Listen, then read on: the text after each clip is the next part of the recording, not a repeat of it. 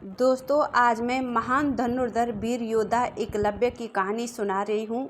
इस कहानी को ज़रूर सुनें और प्लीज़ वीडियो को लाइक, शेयर, सब्सक्राइब, कमेंट्स ज़रूर करें। जब भी गुरु और एक आदर्श शिष्य की बात आती है तो हमेशा ही एकलव्य को याद किया जाता है। एकलव्य महाभारत के महान चरित्रों में से एक है। महाभारत के इस पात्र का जन्म एक भील जाति के राजा हिरण्यधनु के घर हुआ था। एकलव्य की मां का नाम रानी सुलेखा था। एकलव्य के पिता हिरण्यधनु श्रृंगवेर राज्य में भील कबीले के राजा थे। एकलव्य का मूल नाम अभिधुम्न था। भील एक धुरंधरधारी और शूरवीर जाति होती है, इसलिए वह बचपन से ही धनुष बाण चलाने में काफ़ी माहिर भी होते हैं। महाभारत में वर्णित कथा के अनुसार एकलव्य धनुर्विद्या में उच्च अभ्यास पाना चाहता था, इसलिए एक दिन द्रोणाचार्य के पास जाता है, जो कौरव और पांडवों के भी गुरु थे। एकलव्य उनके पास बहुत निष्ठा और विश्वास लेकर जाता है, लेकिन छोटे कुल के होने के कारण द्रोणाचार्य ने एकलव्य को अपना शिष्य स्वीकार करने से मना कर दिया। उसके बाद एकलव्य भी ठान लेता है कि वह धनुर्विद्या द्रोणाचार्य से ही सीखेंगे, इसलिए वह एक वन में आश्रम कुटिया बनाकर रहने लगते हैं और वहीं पर पेड़ के नीचे गुरु द्रोणाचार्य की प्रतिमा को बिठाकर उन्हीं के सामने प्रत्येक दिन धनुर्विद्या का अभ्यास करता है। इसी दौरान एक दिन द्रोणाचार्य अपने शिष्यों और एक कुत्ते के साथ उसी वन में आखेट के लिए जाते हैं। बीच रास्ते में ही कुत्ता वन में भटक जाता है और भटकते भटकते जाकर वह एकलव्य के आश्रम तक पहुंच जाता है।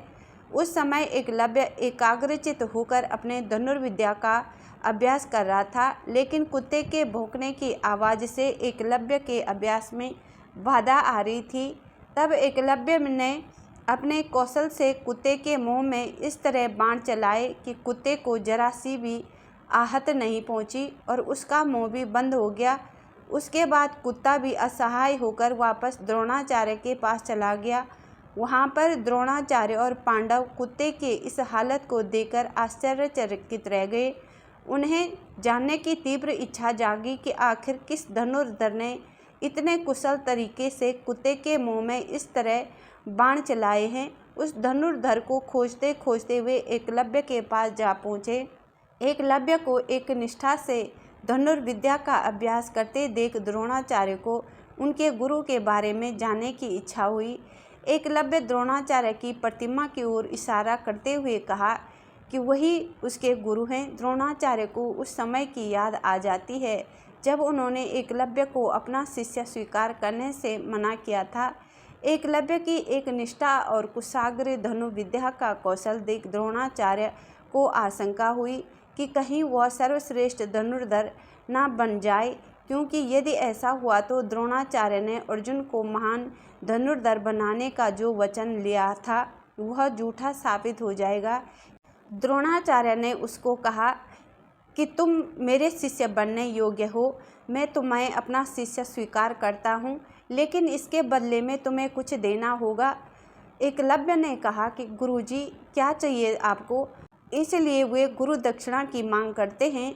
एकलव्य गुरु दक्षिणा में अपनी प्राण देने की बात करते हैं, लेकिन द्रोणाचार्य उससे उसके दाएं हाथ का अंगूठा मांग लेते हैं और एकलव्य तत्क्षण बिना कुछ सोचे विचारे अपना अंगूठा काटकर द्रोणाचार्य के समक्ष प्रस्तुत कर देता है। तब गुरु द्रोणाचार्य को पीड़ा भी हुई और अपने अंदर ग्लानि भी हुई। तब कहा कि तुम आज से गुरु द्रोणाचार्य के शिष्य कहलाओगे। एकलव्य प्रसन्न हो गया।